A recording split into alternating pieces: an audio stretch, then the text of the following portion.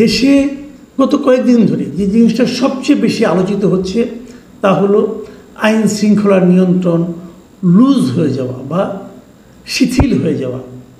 মানুষ যেখানে সেখানে ছোটোখাটো ঘটনা নিয়ে মারামারি করছে, খুনোখুনি করছে, ঘোষণা দিয়ে একটা বাড়িতে হামলা চালাচ্ছে এবং নারী সহ মা সন্তান সহ 3 জনকে পিটিয়ে হত্যা করছে, ধর্ষণ করছে। ধর্ষণের ছবি আবার ফেসবুকে এবং সোশ্যাল মিডিয়ায় ছড়িয়ে দিচ্ছে। সারা দেশে একটা মবের আতঙ্ক তৈরি হয়েছে। পুলিশের যে পুলিশ স্টেশন সেটা ঘেরাও করা হচ্ছে এবং ঘেরাও করে আসামিকে ছাড়িয়ে নিয়ে যাওয়া হচ্ছে, পুলিশ স্টেশন ভাঙচুর করা হচ্ছে। কোথাও আবার দেখা যাচ্ছে একজন লোককে ধরে এনে বলা হচ্ছে এই স্বৈরাচারের অথবা ফ্যাসিস্টের দোষর একে অ্যারেস্ট করতে হবে, তার বিরুদ্ধে কোনো মামলা থাকুক বা না থাকুক সেটাও করতে বলা হচ্ছে। দাঙ্গা হচ্ছে, মারামারি হচ্ছে, অপহরণ হচ্ছে। এগুলো আমরা ব্যাপকভাবে মিডিয়াতে দেখছি, আমাদের আশেপাশে দেখছি। কেবল মিডিয়াতে দেখছি তাই না, কিন্তু মিডিয়া পড়ে আমরা জানছি না, আমাদের আশেপাশেও দেখছি এই ঘটনাগুলো ঘটছে। মানুষ নিরাপত্তাহীনতায় ভুগছে। মানুষ জানে না রাস্তায় বের হওয়ার পর যদি তাকে কেউ কোনো একটা স্বৈরাচারের দোষী হিসেবে ট্যাগ দিয়ে মারধর করে তাকে ফেরানোর জন্য কেউ আসবে কিনা এটা কেউ জানে না। এমন অবস্থায় আজকে প্রধান উপদেষ্টার অফিস থেকে একটা প্রেস ব্রিফিং করা হয়েছে এবং তারা দাবি করছে যে বিভিন্ন মিডিয়ায় অপরাধ বৃদ্ধির যে খবরাখবর আসছে এটা আসলে পুরোপুরি সঠিক নয়। এবং এই বিষয়টা প্রধান উপদেষ্টার যে সামাজিক যোগাযোগ মাধ্যম আছে, ফেসবুক পেজ আছে, সেখানেও এই বিষয়টা উল্লেখ করা হয়েছে, উনিও লিখেছেন। এবং ইন্টারেস্টিংলি হলো সেখানে এর সাপোর্ট হিসাবে তারা পুলিশের দেওয়া 2টো পরিসংখ্যান উপস্থাপন করেছেন।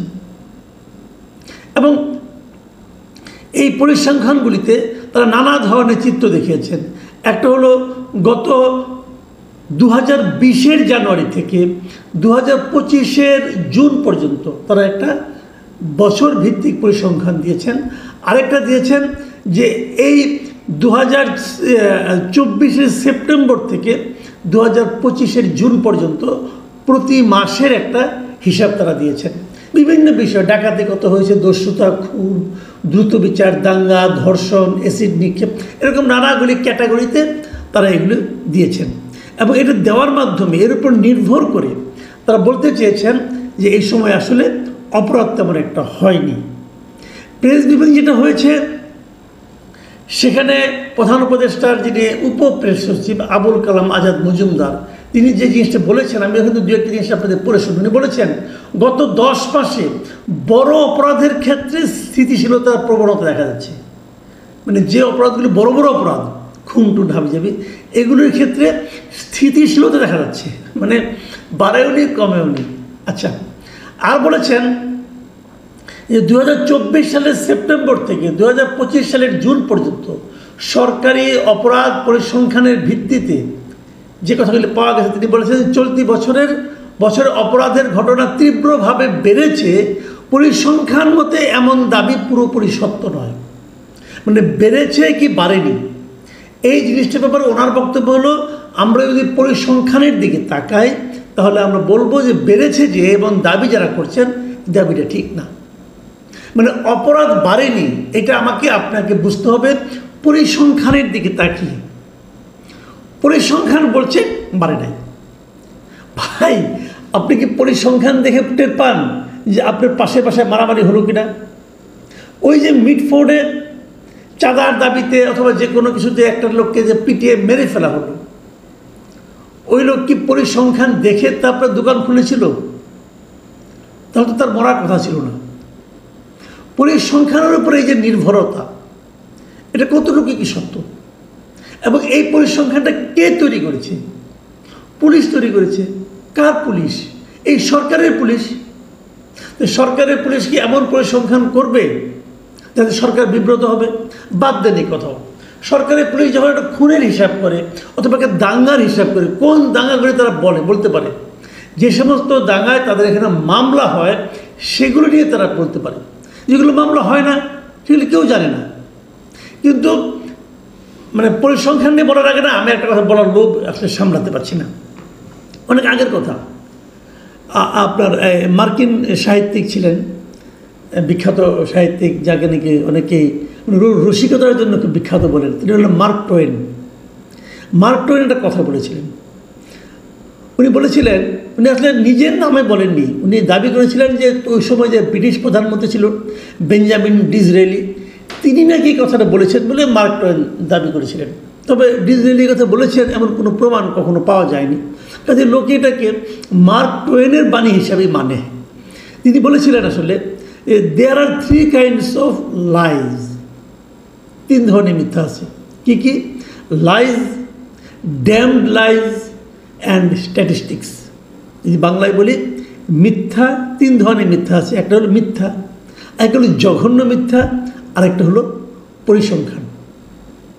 পরিসংখ্যান দিয়ে অনেক মিথ্যাকে এস্টাবলিশ করার চেষ্টা বিভিন্ন সময়ে বিভিন্ন সরকার বিভিন্ন দেশের ক্ষমতাধররা করার চেষ্টা করেছেন, কিন্তু পরিসংখ্যানের উপর বেশি নির্ভর করা ঠিক না। ডক্টর ইউনুস তার পেজে যে পরিসংখ্যানগুলো উল্লেখ করেছেন, সেই পরিসংখ্যানগুলো উল্লেখ করার সময় উনি কি জানতেন না যে পরিসংখ্যানটাকে আসলে যে এক ধরনের মিথ্যা হিসেবেই সাধারণ মানুষের কাছে প্রতিভাত হয়?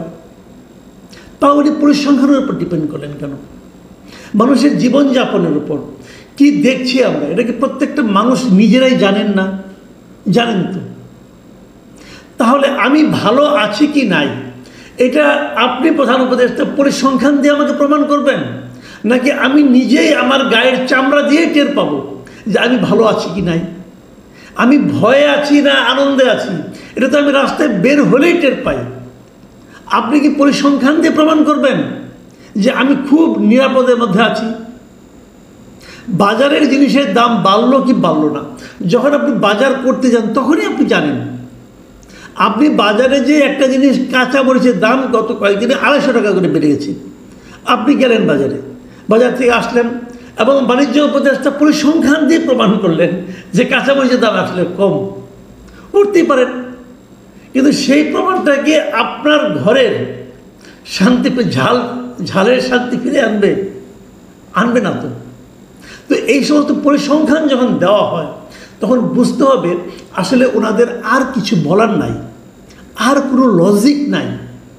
যখন লজিক না থাকে তখন এই ধরনের পরিসংখ্যান ভিত্তিক তত্ত্ব এবং তথ্য দেওয়ার প্রবণতা বেড়ে যায়। আমরা সরকারকে অনুরোধ করব, ভাই পরিসংখ্যানের হিসাব বাদ দেন। আপনি যদি পরিস্থিতি ভালো করতে পারেন সেটা আপনাকে বলতে হবে না, জনগণই বলবে। যেমন গত রমজানে জিনিসপত্রের দাম আপনারা নিয়ন্ত্রণে রাখতে পেরেছিলেন, জনগণ বলেছে, আপনাকে কষ্ট করে পরিসংখ্যান দিতে হয় নাই। যখন আপনারা পরিসংখ্যান দেন, আমার বিবেচনায়